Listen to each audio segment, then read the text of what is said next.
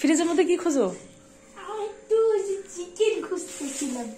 Chicken রান্না করো না, খুব চিকেন খেতে মন চাচ্ছে। ও তাই, চিকেন খেতে মন চাচ্ছে আমার গোপাল ভাঁড়ের। কড়াই চিকেন করার জন্য প্রথমে কড়াইতে তেল দিয়ে দিব, তারপর হচ্ছে আমি চিকেনগুলো বসাই দিব।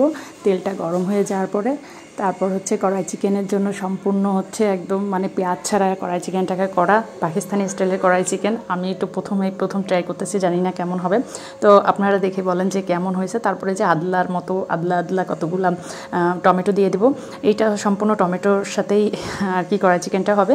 তারপর এখানে দিয়ে দিচ্ছি হচ্ছে লবণ, তারপর দেব হচ্ছে হলুদ।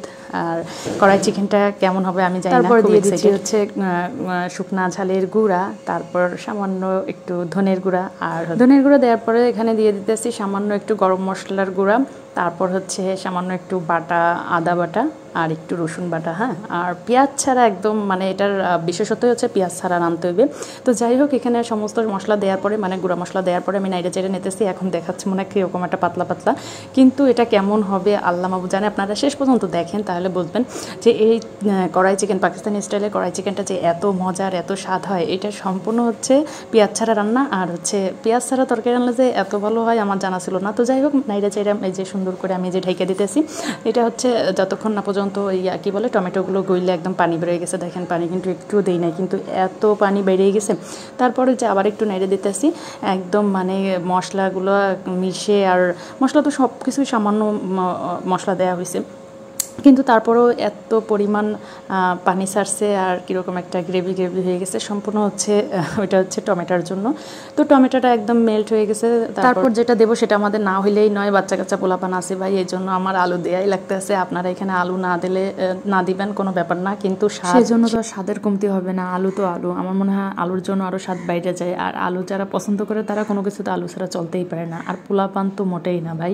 তো যাই হোক, তারপরে যে আলু দিয়ে ঢেকে দিতেছি, মনে হয় না ঝোলের পানি দেওয়া লাগবে, যে কষান দিচ্ছি আর যে পানি বেরোচ্ছে, তো আর কি করা। আর কালারটা দেখেন ভাইরে ভাই।